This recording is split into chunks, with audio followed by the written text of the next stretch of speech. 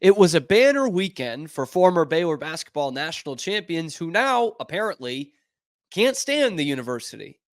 This is Locked On Baylor. You are Locked On Baylor, your daily podcast on the Baylor Bears, part of the Locked On Podcast Network, your team every day. Welcome to another episode of Locked On Baylor, brought to you by Gametime. I am your host, Cam Stewart from ESPN Central Texas. Thank you for making it your first listen today and every day. Welcome to the month of April. No fooling there. Hope you all had a great Easter weekend. I know I did. A lot of relaxation in there as well. And we did have some sports. Unfortunately, a tough end to the season for the Lady Bears, but a terrific run to the Sweet 16. And we're that close to knocking off top-seeded USC. This team certainly made some strides in the last few weeks here that can't help but make you optimistic for the future. Women's basketball, adjacent to Baylor, also in the news this weekend with the apparent hit piece of Kim Mulkey. I didn't see it that way. But there is a huge Baylor angle to this that I don't think makes Baylor look all that great. But I'm curious to hear what y'all think. And then another Baylor basketball national champion, LJ Cryer, just takes to social media, Instagram and Twitter, to not only say that he wished he went to Houston earlier, but then to take jabs at his teammates, which I just think is really not cool at all. We'll talk about that as well. The big story on the court was Baylor dropping to USC on Saturday, 74-70, the final. The big story is Baylor takes it right down to the wire against a top-seeded team. What becomes the top story yesterday is that for the first half, Baylor was shooting threes that were deeper than USC.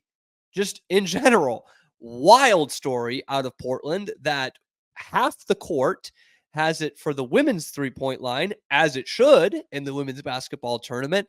The other half of the court had it distance as the men's three-point line, which is a fairly significant difference. Significant enough that you can see it with the untrained eye. Just looking at the court, behind the one they were looking at specifically was behind the free throw line. There is clearly a few more steps for the three-point line for one end of the court and not the other. And I posed this story yesterday before we get into this game. My girlfriend, who does not watch a lot of sports, goes, how can that Baylor result stand?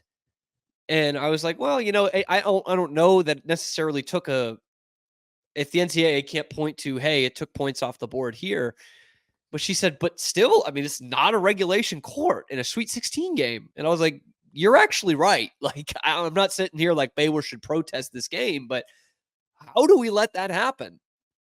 How? And Nicki Collen actually took to Twitter and was like, this is ridiculous. But when you have that many teams in there, the teams themselves can't really go and recognize that. You don't have a lot of time on the court. So Vic Schaefer and NC State and them, or UT and NC State, they both found it out, but that was their second game there. So, I mean, that's on the NCAA. I mean, obviously. But that is a bad look for how much momentum the women's game is getting, it's fantastic. Obviously, we have the huge matchup tonight of Iowa and LSU. The country will be watching that game. Is it as big as the men's tournament? No, but it's huge right now. So all that to say, you bring all this momentum to the women's game, and the NCAA just can't get out of their own way. I mean, this is a terrible, terrible look. But a fantastic basketball game on Saturday between Baylor and USC, back and forth. Baylor up 4 going into that fourth quarter. USC rattles off back-to-back threes to start the fourth to take the lead back, and it goes nip and tuck. I believe USC goes on an 8-0 run at one point, but Baylor just keeps hitting shots to stay in that game, whether they're shorter threes than USC or not. They kept hitting shots, and this was talk about a Jekyll and Hyde game for Sarah Andrews. There were times where I'm screaming at my TV. I'm like, Sarah's killing us. What is she doing? She needs some more confidence in that shot. And then she keeps hitting big threes towards the end of that game, like keeping them in that. She ends up being Baylor's leading scorer. But really, the story of the game on the Baylor side in terms of a player and the story of the tournament and the player you need to circle looking at going forward is Jada Walker. Jada Walker. Remember the name. 15 points and 7 assists. Once again, so efficient for the Bears in 35 minutes of play. She has been just outstanding in this tournament. And I know there was criticism of her earlier in the year because she's not a dynamite three-point shooter, and she's not. But she is showing that you don't need to have that. She didn't even attempt a three in that game on Saturday. This was obviously a massive pickup for Baylor. She still has, I believe, 2 years at her disposal. She's a junior this year, and I think she would have an extra COVID year. I don't know that for sure, but she would definitely be she definitely has at least next year to go. So what a pickup. I mean, nothing against Trey Edwards, but you're looking at it for a 2-year sample size, and you might be saying that you did pretty well with both those Kentucky pickups, but that Jada Walker might be the better one. So fantastic game for her, and a nice bounce back for Dariana Little-Page Buggs, who I thought had a great offensive game, especially early on, and actually did well defending Juju Watkins. She didn't guard her the entire game, and Juju has 30 points, but when you're holding Juju Watkins to 8 of 28 from the floor, 8 of 20, she missed 20 shots and 2 of 11 from 3. That's a good day. That's a good day. Rhea Marshall is I think one of the big reasons USC comes out with this game. She has 16 rebounds on the day. But to hold Juju to that, you're going to be in a lot of those games. And Baylor just didn't get the breaks. I mean, there were some fouls committed towards the end of the game that I know were questionable. That Bella Fauntleroy one in particular, where Juju is dribbling away from the basket, like back from the basket with like 4 seconds on the shot clock. They go for an ambitious trap and they get Bella on, I think it was actually a reach in and not a block, but I could be wrong on that. I didn't think there was much there, but you just got to stand there with your arms up. I mean, knowing the situation, USC was inbounding with 5 seconds left on the shot clock. You just got to be better situational there. You don't. Juju made them make a call, and they're going to go with the star on that. So I don't really have a big issue with that. I thought the out of bounds call should have gone to Baylor, which was directly before that. I know it wasn't the best angles, but overall, this was a great fight by Baylor. And they have a lot to look forward to in the years to come. This was a nice bounce back to get back to the Sweet 16 and take a number 1 right down to the wire. But apparently, according to this Washington Post article about Kim Mulkey, in which Baylor caught more than a few strays, apparently this women's basketball program is not good enough. Not what it used to be? Well, sure. I mean, we know that. They're not competing for national championships every single year, but to call it a withered program, I think is a little out there, which is exactly what this writer did. And I'm trying to pull up the article, but here we go. Baylor is no longer among the sport's upper tier. Another structure abandoned and left to wither. As popular as women's basketball is, there are people who write about this that don't follow the sport. And Nicki Collen had something to say about it after the game. I'm not afraid to say I was really, really offended by the article that came out. And I didn't read any of it. Don't know what happened, didn't read the article, but nothing's withering in Waco. Nothing is withering in Waco. And we're going to do it our way, and it's going to be just as good. But nothing is withering, and we are not a first-tier team, and you can't say we are. You can't get to the Sweet 16 and take a number 1 seed down to the wire in a one-possession game and say anything's withering in Waco. So I like that she went out there and said it. A lot of people are going to take and run with the word offended and do what they. I'm glad she said it. She's sticking up for her team. And yeah, you might say, well, of course, they're not going to the Final Fours anymore. That does not mean they're withered. And they will not be saying that about this team next year. They will not be saying this program is withered. I guarantee it. I guarantee it. As cliche as it is, sometimes teams always say, oh, these teams will be back. And that's never given. I hate when fans say that. But I believe this team will be back and potentially doing even more. And one thing I do know for sure is that this episode of Locked On Baylor is brought to you by Gametime. It's the number one place for buying tickets. It's my number one place.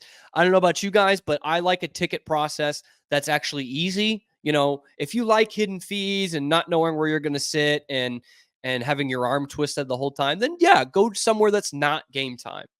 In fact, we had someone in Memphis with us last weekend who was using a competitor and it wasn't working. They weren't getting their tickets. They couldn't understand why. I said, you know what, Greg, why don't you go to Gametime? He did that and he was in the arena with us 10 minutes later. Okay. It is the number one place for buying last minute tickets. And I know y'all are heading out to the ballpark with the weather getting nicer. And now that basketball is pretty close to over for most teams, this is the way to do it. Gametime is the number one way. They don't have all these hidden fees.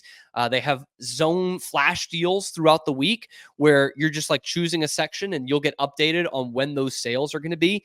You have all-in pricing to take away those hidden fees, and you have the lowest price guarantee. If you find a ticket in your section for your game that is cheaper than Gametime, Gametime will credit you 110% of the difference. So take the guesswork out of buying tickets with Gametime. Download the Gametime app, create an account, use the code LOCKEDONCollege for $20 off your first purchase. Terms to apply on that. But again, create an account, redeem the code LOCKEDONCollege, LOCKEDONCOLLEGE for $20 off. Download the Gametime app today. Last minute tickets, lowest prices, and that, of course, is guaranteed.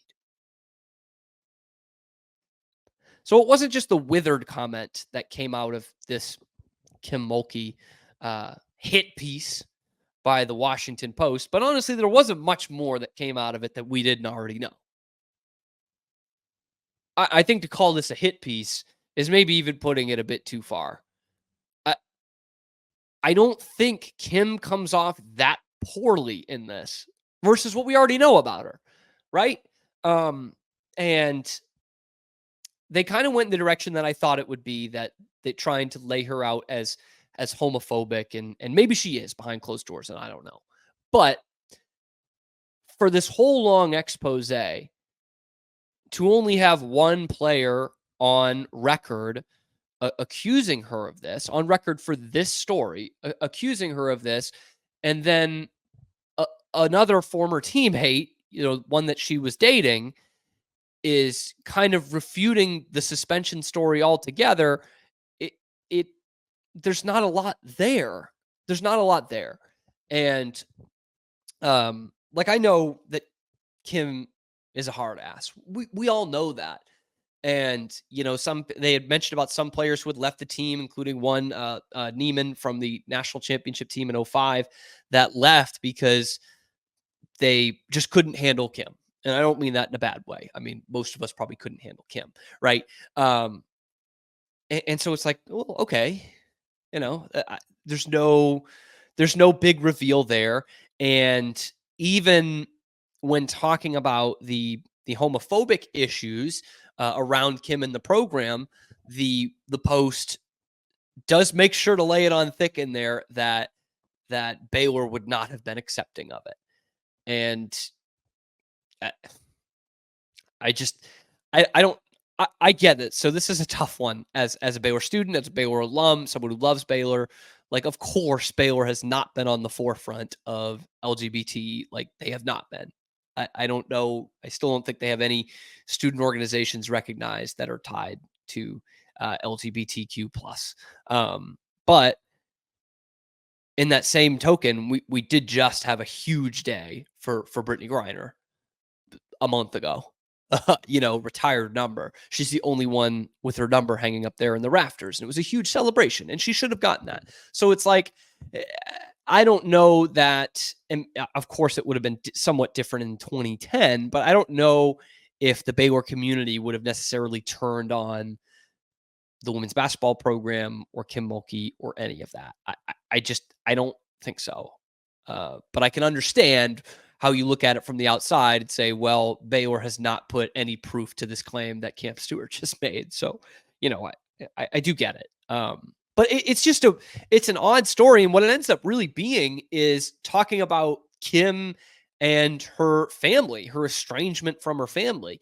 And that is a major part of it. I mean, you can break down the article into Kim can be mean sometimes, and Kim doesn't talk to her family.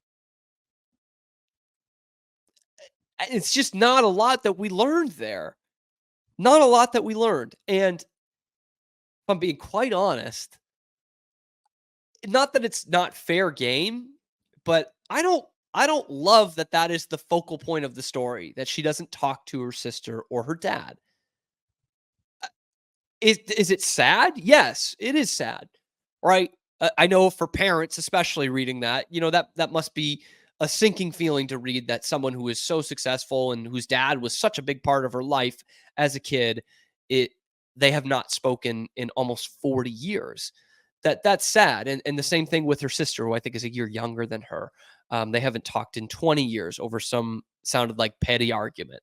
Not surprising, but it is sad. I don't know. I don't know what that has to do with Kim Mulkey, the basketball coach. I don't love that they're putting out a story of, look how mean she is to her dad. And she doesn't talk to her dad. Like, how could you root for a person like that? Is kind of the tone that I got from it. And I was like, well, we don't know that story, man. Like we heard it from one perspective. And maybe this hits me different because I have extended family issues where there are people we don't talk to who are part of our family. And I'm sure most families actually do have that. It's not as cut and dry as you think. And to just hear one perspective from that, I don't think that's fair. It's fair in the sense that Kim Mulkey is a huge public figure, but it's not fair to lay out this story of big bad Kim Mulkey because she's had some family issues. I don't think that's a great way to air laundry. And trust me, I mean, Kim is many things, but she has also been through a lot with her family. And a lot in terms of, infidelity within a family, man. Like we don't know. Most of us don't know. Can't even put ourselves in that position, let alone put ourselves in Kim's shoes. So I just didn't love that. So was it a hit piece? I don't think so, because I don't think we learned a lot from it. I think Baylor comes out looking not great. But it's, I didn't get it. I just didn't get the point of it.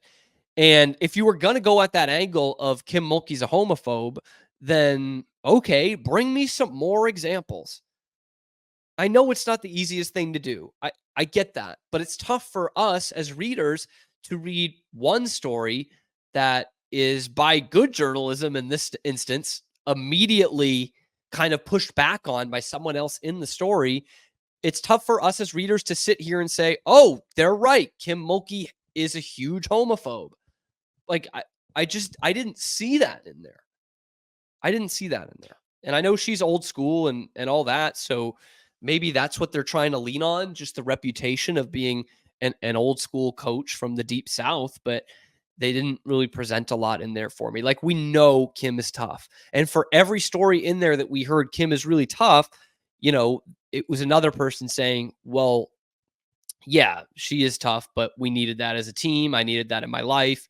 Like, there's a couple of instances in there as well. So I don't even think you need to sue Kim. I know you're probably, hurt that there was all this family stuff that came out, but I don't think you look any worse than you did the day before. If you like Kim Mulkey, you didn't change your opinion on her after this story. If you don't like Kim Mulkey, you didn't change your opinion of her after this story. That's all. And I know the LA Times took some shots too, which, whatever. Speaking of taking shots, there is a former Baylor basketball star who took plenty of shots at his old team. We still got NCAA tournament basketball left, and we have started the baseball season, which I love, but it's so much to keep up with. That's why Fire TV is your destination for sports. From live games to highlights and in-depth analysis, Fire TV offers amazing viewing experiences. Now, you can do it with their smart TVs and have the multi-view, right? We guess we don't really need that for March Madness anymore, but you're keeping up to date on baseball. You're a Rangers fan who's watching the Rangers and the Astros at the same time. And the Astros fans are doing the same thing, rooting for one, rooting against the other. Or you can get the Amazon Fire TV stick, which I use, and plug it into your existing TV to get those millions of movies and TV episodes and the free and live TV. They've also created Fire TV channels to deliver a constant supply of the latest videos from your favorite sports brands, all for free. And that includes me and all my friends here at Locked On and most of the big pro leagues and college conferences as well. So if you haven't checked out Fire TV channels, you need to, okay? Trust me on this. To learn more, just go to amazon.com/lockedonfiretv. That's amazon.com/lockedonfiretv. All right, so we knew that Kim Mulkey doesn't like Baylor anymore. What we found out this weekend is that LJ Cryer hates Baylor. A guy who played here for 3 years, won a national championship here, took the opportunity after his Houston Cougars were eliminated from the tournament after a terrific season to then take shots at his former school. He went to Instagram and commented on some video about that Baylor Clemson game and commented, "Typical round of 32 exit, lol." That's Bush League, man. That is Bush League. Taking shots at your old teammates, some of whom carried a lot of slack for you the last 2 years. That's BS, man. I have no time for that. And so that gets out to Twitter. And of course, Baylor fans are upset about this. That's a Bush League thing to do. And Cryer's mom gets into the fray, as she does sometimes on Twitter, saying grown, quote unquote, Christians taking shots at a kid. And I'm like, this is also Bush League. Putting Christians in quotations because they don't like that your son just dissed his old teammates in their school. Give me a break with that. And by the way, using the kid angle, he's 23 years old. Jacoby Walter having to go to the podium after missing 2 free throws with 36 seconds left as a freshman in a tournament game. That was a good deal for a kid. That is a kid. LJ's been playing college basketball for 4 years in a very public eye. You can't play the kid card anymore. And then LJ quote tweets that and says, absolutely, wish I came sooner. Hashtag go Cougs. At this point, then we have to wish you went there sooner too. Because there was a lot of rumors swirling about, how much LJ actually really liked to be at Baylor. Of course, we saw the droopy face all the time. And that looks to be true now. That he didn't really want to be here. So you should have started at Houston. I don't know why you didn't. But to do that to a team, a program that got you a national championship ring and 2 Big 12 championships that kind of made you the player that you are, that is Bush League, man. That is ridiculous. I have no sympathy for that, no respect for that. That's not getting the last laugh. That is to take shots at your teammates. And by the way, typical round of 32 exit. You were a part of 2 of those, LJ. You were part of 2 out of those 3. And yeah, put up the balloons for that. Now it's just typical because you were a big part of that second round exit last year. And of course, I'm going to give you the benefit of the doubt on the injury. I know that's not your fault, but that was also a round of 32 exit, that team that you were on. In fact, the only time you've gotten past the Sweet 16 was with Baylor and won a national championship. But I'm sure you donated that ring back to the program because you hated it here so much. After the fact. Transfers to Houston to say he wants to play point guard more, which that was always a bad quote because they had the best point guard in the country this year. And it was really because you hated it here, which is fine, hid behind this veil, and really didn't want to compete with Jacoby Walter, if we're being honest. Because Baylor did need a defensive stopper at the guard position, which you were not. So they needed to bring in someone like Jaden Nunn. And look, all I'll say is this. Houston really could have used a backup point guard the other night against Duke. Really could have used one. Wish they had one. And the people in the comments, the rent-free people, the rent-free fans are the worst breed of fans. It's like them, and then just below them, the people that blame the refs after every loss. Like, they're the worst. They're the worst. Rent-free. We talked about LJ Cryer once this season. It was when his Houston Cougars came to play Baylor. That was it. And they booed him for the game. That's sports. That is what happens. But if you're in a kid mindset, yeah, you think that's taking a shot. It's not, there was boos and there was one sign that said traitor. That was it. At Tech, they were selling t-shirts that said traitor for the whole student section to wear when Baker Mayfield came back. There was none of that. Nobody threw anything on the court. There were no vulgar chants, nothing. And now they're like, rent-free. You guys have been going at him all year. No, we weren't. One game that he played against us. In fact, I had a tweet out last week that was kind of like tongue-in-cheek. It was supposed to be kind of a joke of, get to watch Baylor lose in the round of 32 again and get to watch LJ Cryer go back to the Sweet 16. Because, there was really no huge ill will from Baylor fans. We got the booing out of the way, and then that was kind of it. Until then, you take shots at our program and our coach and your teammates. Who wants you on their team after that? Because, man, there were times this year I would have loved to have LJ Cryer back. One of the best shooters in the country, man. But after this, that is a bad look. A bad look. And I'm glad it's not somebody on Baylor's team now doing it to their old teammates. Because that's Bush League, man. I just have no sympathy for that. We're not going to, Photoshop LJ out of any of the national championship photos, but that's someone who I don't know that you bring him back for a team reunion or, get his day at Baylor. I don't think that happens. I just don't think so. And I don't think if he hates it so much, I don't think LJ comes back. But I'm sure that ring is back in the mail and being shipped to Scott Drew's office.